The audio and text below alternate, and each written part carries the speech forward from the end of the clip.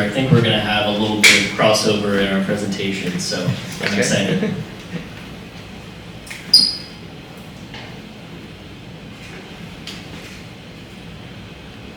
So I'd like to start by asking the audience 3 questions. And you don't have to answer this out loud, you can just reflect on it silently. The first question is, if you take the last 2 months of your life and the pace and the quality of your life, how long could you repeat that? Maybe a few months, a few years, indefinitely, or is there perhaps something missing? The second question is, do you have any physical symptoms ever of stress from your work that are perhaps hard to ignore, like sleepless nights or shortness of breath or perhaps crazy headaches or something else? And the third question is, do you ever have a hard time expressing yourself? A hard time expressing your feelings or your emotions, especially the difficult ones and especially in the times that you need help the most? So these are not questions that I asked myself in the last few years, and they're not questions I really took seriously up until quite recently in my life. And so today I want to share my story and show you what happens as a result of that.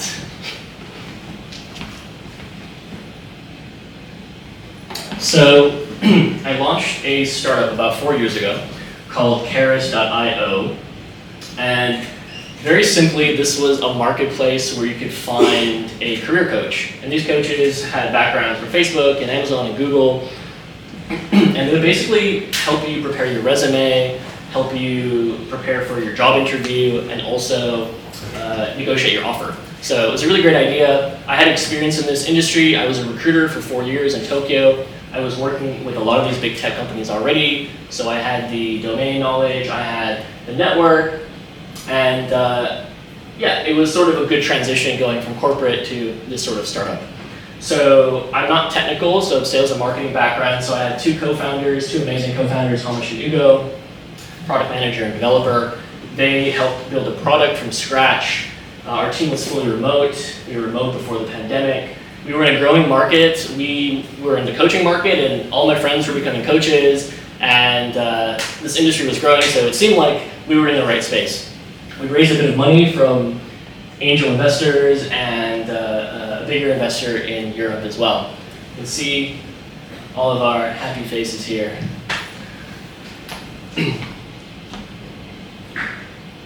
So I thought I was making all the right moves.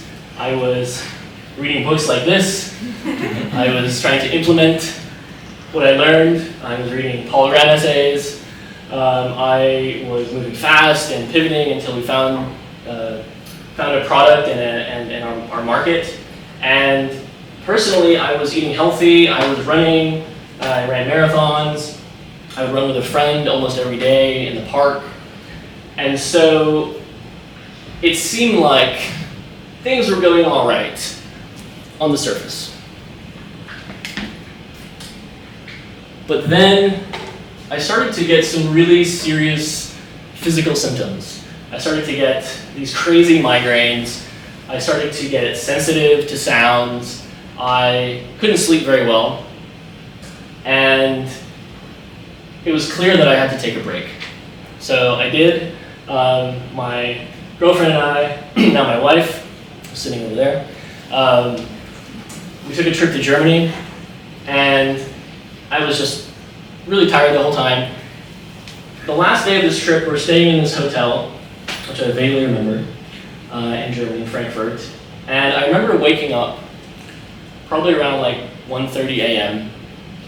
And there was this feeling of just dread and panic starting from my legs and just shooting up all the way to my head. And then I just lost it. I just started crying and bawling. It's probably the longest I've cried in my life, like an hour at least. And after I was done crying, I felt completely empty and hollow. And it was clear that I couldn't be working for at least a few weeks. So I went home, I went to see my family, I took a break for about a month, 2 months, didn't work on my startup, didn't talk to the team, couldn't even read a book, couldn't look at a computer. And I felt better. I felt good. I recovered from this burnout or whatever you want to call it. And I got some advice. Failure is not an option. I'm not sure where I heard this. Maybe Eminem. Maybe an article. It's like one of those things that you hear. So I was like, oh yeah, that's true. Failure is not an option. And so I kept going. And I didn't really learn from my mistakes. I didn't really figure out why this happened in the first place. I thought I was just working a little bit too hard, and startups are stressful, and this is going to make a really cool story one day because I got burnt out and then I came back and then I built this cool startup. But in fact, I just kept making the same mistakes, and the same thing happened a year later.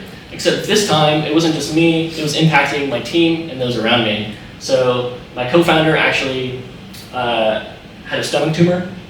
He was so stressed and had to have surgery. Fortunately, not cancerous. Half of my team just left.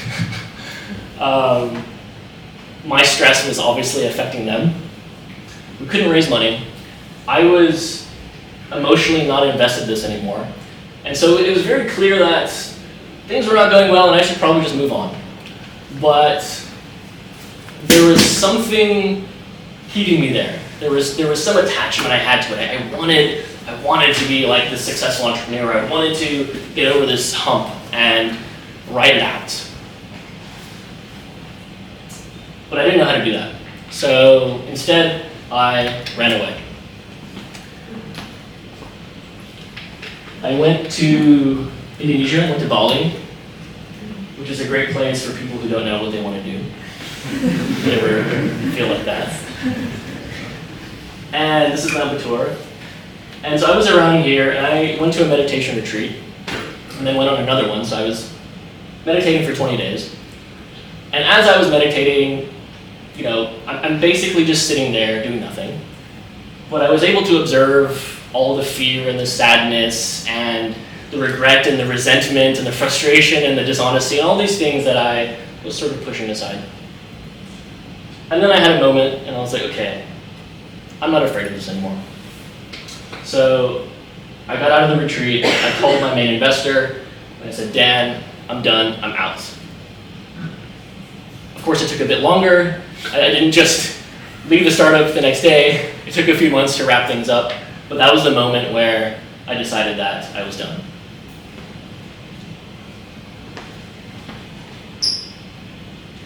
So, what did I learn from this experience?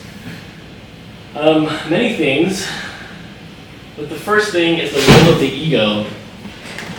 And the ego is this part of ourself that feels separate from others and always needs some fuel to keep going. And that fuel usually comes in thoughts and emotions and promotions and money and fame and success and all these different things. This is a good quote from Eckhart Tolle. As long as the ego runs your life, most of your thoughts, emotions, and actions arise from desire and fear. So I remember one of my main advisors, really smart guy, I really respected him. He gave me very specific feedback about someone on our team and why they did not have the skills to take us where we wanted to go. And I was like, no. I hired this guy. He's the right guy. I'm the founder. Let me do my job. That was my ego, right? Like, I have an advisor, but I'm not listening to his advice. So there are many times like this that I ignored, and unfortunately, so in this case, he was right, and 6 months later, after spending a lot of money and effort, that person ended up leaving, and yeah, ego. The second thing is ignoring my body. So I think of myself as a healthy person, but when I was going through this, I was trying like new flavors of Ben and Jerry every night. I was like, this is so good, right? And I was drinking more coffee than I normally would. I was drinking more alcohol than I normally would. And these were warning signs that I was not okay. There's nothing wrong with drinking a beer or coffee, but when you start to use these things to cover up things, emotions you don't want to feel, then it can turn into a negative spiral. And third, not expressing myself. So people would ask me how I'm doing. I'm fine, I'm doing great. Actually, I'm anxious, I'm frustrated, I'm afraid, I'm alone. I don't know what I'm doing, I need help. I never really learned how to express myself very well as a kid. I don't know what your parents were like. And so this is something I struggled with, and I didn't really ask for help.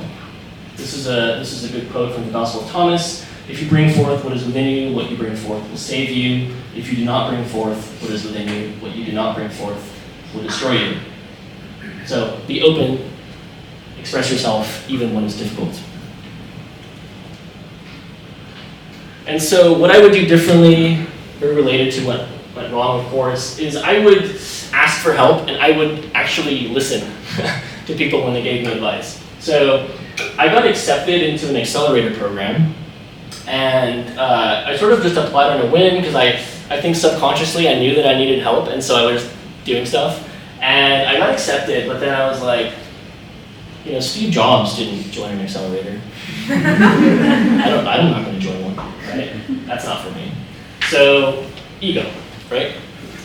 Mentors, coaches, therapists, peer groups, whatever you need to do, get people around you that can help you. It's going to make the journey a lot easier, whether you're doing a startup or you're in your career or whatever. The second thing I would do is redefine success. So a lot of the times we talk about success and it's really an external metric. So how much money you have, how much money you raise, what your title is, whatever achievements you have, and that is no guarantee of happiness, right? So there are many. I'm not saying Mark Zuckerberg is not a happy person, but this is just juxtaposition this point, which is what is going on externally does not reflect internally necessarily. So I would redefine success as my own personal fulfillment. So if I'm waking up every day and I have some excitement to do what I'm doing, if I have some sense of meaning, I have some joy, I'm healthy, I'm spending time with friends and family and hobbies, and yes, there are stressful times, and it's not all, butterflies and cupcakes, but I can measure that, and I can measure that by the way that I feel. And so, moving from external to internal. And then lastly, listen to the clues. And this is very similar to what Caesar was saying. So the universe speaks, you just have to learn how to listen. So there are some clues that I paid attention to. So I remember I spoke to someone about my business once, and he was just some guy I met, and he said something about marketing that stuck in my head. And I ended up using that tool, and it really, really helped our business. And so if I was sort of in a rush or not open to that, then maybe I wouldn't have caught that hint or that clue. There are other clues that I ignored, like joining the accelerator that I didn't join, or when my mentor gave me some very, very good advice that I ignored. Clues can come in many different forms. Maybe it's someone that just appears in your life. You get a phone call from someone you haven't spoken to in a while, or maybe the right job pops up on LinkedIn, or the YouTube algorithms are conspiring to give you the advice that you need in that moment. Whatever it is, just listen. And how do you listen? Well, you need to get away from your phone for a bit, right? A couple days, at least a month. Just get away from the phone, go into nature, meditate, do yoga, go to the beach, get some time in silence, and do the things you love to do, dance, art, music, all the things you did when you were a kid. And it's going to be a lot easier to listen. So if anything I said in my presentation resonated with you, or you're curious about it, perhaps that is a sign or a clue from the universe. Thank you.